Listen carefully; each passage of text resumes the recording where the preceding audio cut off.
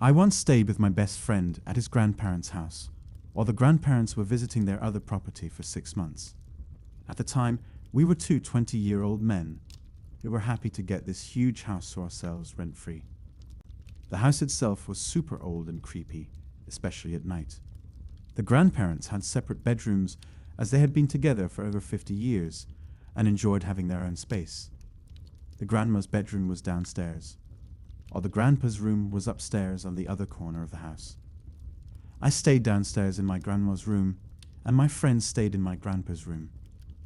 The grandma's room was at the end of a creepy hallway and had dolls all over the room. I noticed the doorknob in my room would creak when I turned it, important for later. Anyway, we stayed here for a few days with no issues. We would lock all the doors before going to bed and noticed nothing out of the ordinary. One night, I was in bed on my phone, then decided I was ready to sleep. It's a summer night and pretty hot out, so I was trying to sleep out of the sheets on my stomach. In hindsight, it's a pretty vulnerable position. I suddenly hear the doorknob bit grabbed and creak, as if someone is trying to open the door. I told myself it was probably just the knob releasing and nothing to worry about. But then, I flip over and listen. I heard footsteps walking down the hallway and into the kitchen. From there, I heard banging and loud noises. It was so loud, I assumed it had to be my friend, but after a few minutes, I wondered what he was doing. I called his phone, and when he picked up, I could tell he was dead asleep. He had just woken up and just said, "What's up?" I could hear it in his voice. He was upstairs asleep. I told him someone was in the house. We both creeped out of our rooms and checked the house. We found nothing. At this point, I was freaked out because I knew that something was there. His grandpa's room has 2 beds in the room, so I went up to sleep in there. After getting set up there and lying down for 5 minutes, I said, "We have to check the house again. I know someone is in here." We again went back downstairs. This time, I looked down the hallway to the grandma's room and saw the door was shut. I went up to it, and it was locked. My friend called me back over when he saw the back door was wide open. We got the grandma's door unlocked, and nothing was touched or out of place. It couldn't have been a draft that closed it. I tested it out. You had to push the door hard to get it to shut. The carpet touched the bottom of the door and would prevent it from shutting. For the next few months, I was terrified of that place. I slept with the fan on high every night, even when it got cold, just so I didn't hear any sounds. I've wondered for years how that happened and searched for a reasonable explanation. A few weeks ago, I saw a movie about these people who live in houses without the owners knowing. Maybe people heard the grandparents were leaving for 6 months and wanted to squat there. Maybe someone else was living there without us knowing for days. It seems unlikely, but it's a possibility. I don't think it was an animal. There were no signs of an animal, and we never saw any during those 6 months. It all started with something grabbing the doorknob to the grandma's room. I believe it was paranormal. At the moment, I had no doubt that it was paranormal.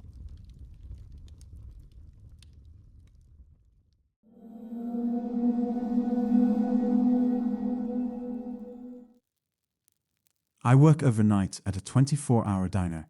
You can probably guess what company. I'm used to weird people and odd things happening. But that night was too much. The restaurant backs up to a field that has a tree line, and my cook. And I went out back to smoke.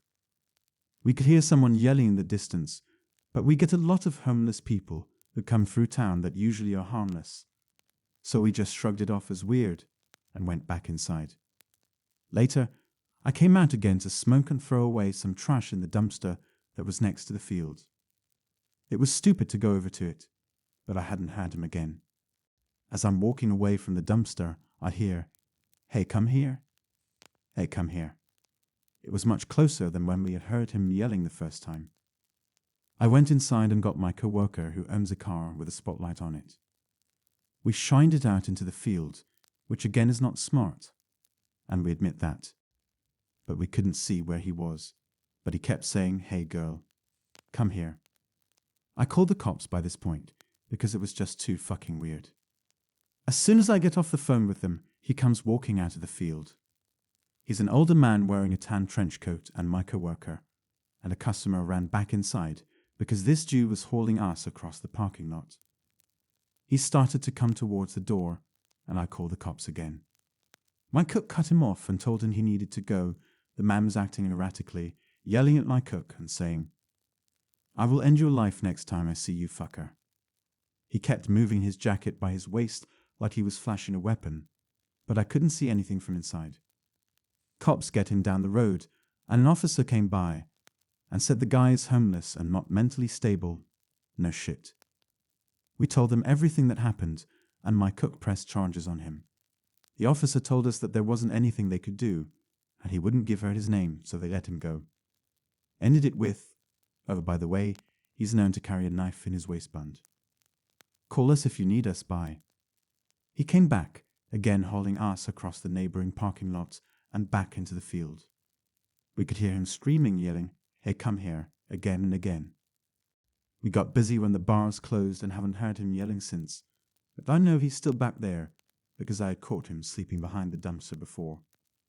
My manager comes in the morning, and I'm going to try to get her to let me take a picture of him off the security tapes so I can warn the other third shift workers.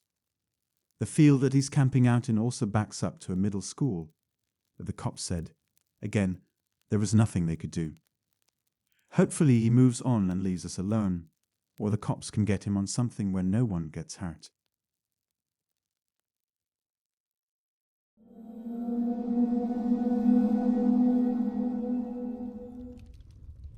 It was a regular Tuesday night. My parents were away, and I had the house to myself. I was chilling on the couch, binge-watching a series, when I noticed something odd outside my living room window. The street was dimly lit, but I could make out a figure lurking near my neighbor's house. At first, I thought it might be one of their friends or a family member, someone they were expecting. But the longer I watched, the more uneasy I became. This person was just standing there, staring at their front door. It gave me the creeps. But being the rational person I am, I dismissed it as my imagination running wild. As the night progressed, I got up to grab a snack from the kitchen. That's when I heard a creak, a subtle noise that sent a chill down my spine. I froze. The front door was slightly ajar. Panic set in, and I immediately regretted not double-checking if I'd locked it. I hesitated, debating whether to investigate or call the police. But curiosity got the better of me, and against my better judgment, I tiptoed toward the door. It swung open with a soft groan, revealing an eerily quiet house. I heard a noise upstairs, like footsteps. My heart pounded as I realized someone was inside my home. Fear gripped me, but I forced myself to stay calm. I retreated to a closet, my breath caught in my throat, praying they wouldn't find me. From my hiding spot, I could hear the intruder moving through the rooms, searching for something. The tension was unbearable. I clutched my phone, ready to call for help, when I heard a noise from downstairs. It was a door slamming shut. I strained to listen, and my blood ran cold as I heard the unmistakable sound of a scream echoing through the night. My mind raced, and I realized the intruder hadn't found me, but had moved on to my neighbor's house. Guilt and relief washed over me in equal measure. I couldn't believe the horrifying turn of events. I stayed hidden until I was sure it was safe, and then, with shaky hands, I called the police. When they arrived, I explained what had happened. The reality hit me like a ton of bricks where they went next door. My neighbor, a kind elderly couple, had been brutally attacked. The scene was something out of a nightmare. It wasn't a random break-in. The intruder had specifically targeted them. The investigation unfolded, and the police caught the perpetrator. Turns out, he had a twisted motive and had mistaken my house for theirs. It's a chilling realization that I narrowly escaped the fate that befell my neighbors. The guilt still lingers, wondering if there was anything I could have done differently. The randomness of it all, the fact that a simple twist of fate saved my life that night, is a haunting thought. It's a reminder that danger can lurk in the most unexpected places, and sometimes survival is just a matter of luck. So, there you have it. The night I narrowly avoided a killer but couldn't prevent the tragedy that unfolded next door. Life can be stranger and scarier than any horror movie. Stay safe, everyone.